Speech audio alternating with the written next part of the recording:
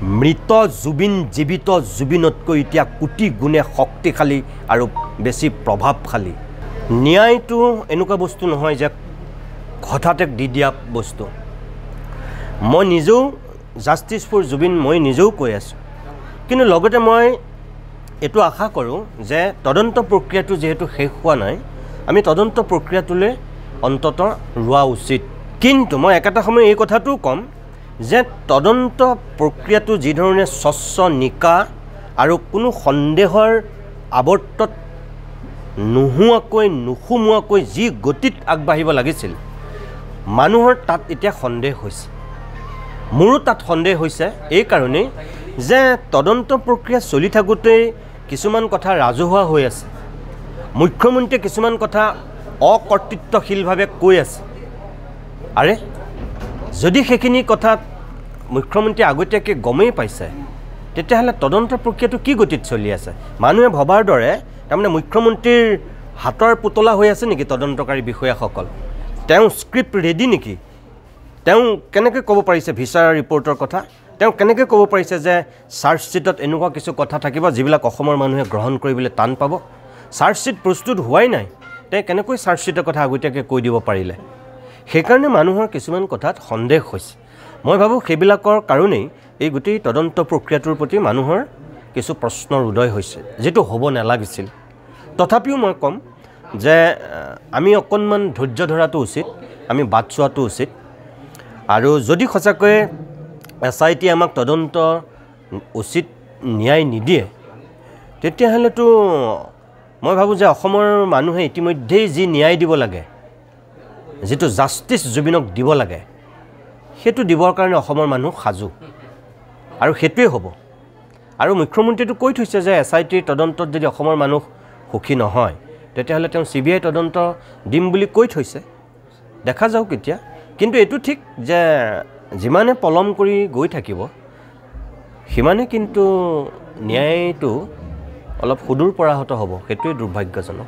মই ইয়াৰ আগতো কৈছোঁ যে বিজেপিৰ যিটো ন্যায় যাত্ৰা, তাত মুখ্যমন্ত্ৰীৰ পৰা আৰম্ভ কৰি দিলীপ শইকীয়াৰ পৰা আৰম্ভ কৰি প্ৰত্যেকগৰাকী মন্ত্ৰী, সাংসদ, কেন্দ্ৰীয় ৰাজ্যিক মন্ত্ৰীলৈকে অংশগ্ৰহণ কৰি যিবিলাক কথা কৈছে, এতিয়া আৰু মই ভাবোঁ যে ন্যায় যাত্ৰা কৰিবলৈ বাকী থাকিল SIT আৰু CID।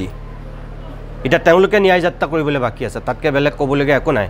আচৰিত হৈছোঁ মই এইটোৱেই যে পীযুষ হাজৰিকাই, জয়ন্ত মল্ল বৰুৱাই বা পবিত্ৰ মাৰ্ঘেৰিটাহঁতে সেই ন্যায় যাত্ৰাত অংশগ্ৰহণ কৰি পেলাই কৈছে যে আমি চৰকাৰৰ ওচৰত দাবী জনাইছোঁ যে জুবিন গাৰ্গে ন্যায় পাবই লাগিব।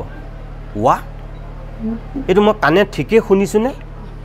মই নিজকে সুধি চাইছোঁ যেতিয়া মই তেওঁলোকৰ মুখত এনেধৰণৰ বাক্য দেখিছোঁ। এইটো কি বাক্য কৈছে তেওঁলোকে? চৰকাৰ কোনে চলাইছে? চৰকাৰ কাৰ? আৰু কাৰ ওচৰত তেওঁলোকে ন্যায় বিচাৰি চৰকাৰৰ ওচৰত সেই দাবী উত্থাপন কৰিছে? এইটোত আৰু সঁচা কথা ক'বলৈ গ'লে মানে বহুৱালিৰো এটা সীমা থকা উচিত, মই তেনেকৈয়ে ক'ম। আৰু বাৰম্বাৰ এইটো কথা আমি কৈ আহিছোঁ যে জুবিনক লৈ কোনেও ৰাজনীতি কৰিব নালাগে।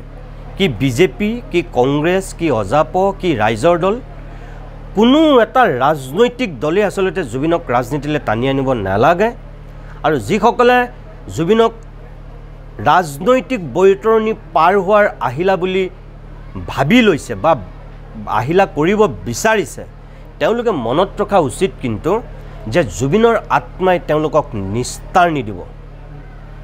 যিজন মানুহে ৰাজনীতিৰ পৰা সদায় নিজক নিলগত ৰাখিছিল, পলিটিক্স নকৰিবা বন্ধু বুলি কৈছিল, সেই মানুহজনক লৈ পেলাই যিসকলে জঘন্য ৰাজনীতি কৰিব বিচাৰিছে, সেই মানুহক জুবিনৰ আত্মাই কেতিয়াও ৰেহাই নিদিয়ে। এইটো আপোনালোকে জানি ল'ব।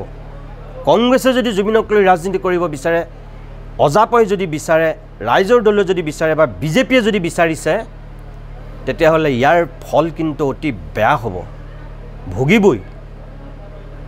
মৃত জুবিন জীবিত জুবিনতকৈ এতিয়া কোটি গুণে শক্তিশালী আৰু বেছি প্ৰভাৱশালী।